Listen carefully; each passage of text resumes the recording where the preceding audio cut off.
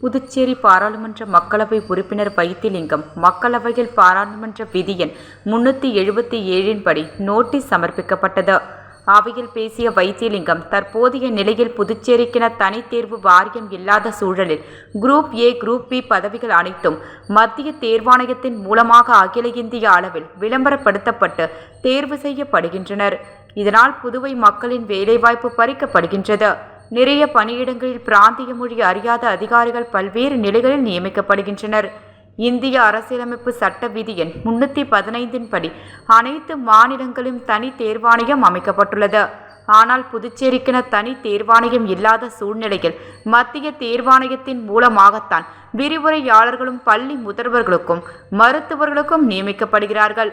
புதுச்சேரிக்கென தனி தேர்வாணையம் இருக்கும் பட்சத்தில் பிராந்திய மொழி தெரிந்த அதிகாரிகளை நியமிக்க ஏதுவாக இருக்கும். இந்திய அரசியலமைப்பு சட்டம் யூனியன் பிரதேசங்களில் தனி தேர்வாணையம் அமைக்க வழிவகை செய்யாவிட்டாலும் தலைநகர் டெல்லியில் தனி துணை தேர்வாரியம் அமைக்கப்பட்டுள்ளது. அதேபோல் புதுச்சேரி யூனியன் பிரதேசத்திற்கான ஒரு தனி துணை தேர்வாரியம் அமைக்க மத்திய அரசை வலியுறுத்தி கேட்டுக்கொள்கிறேன் என தெரிவித்தார்.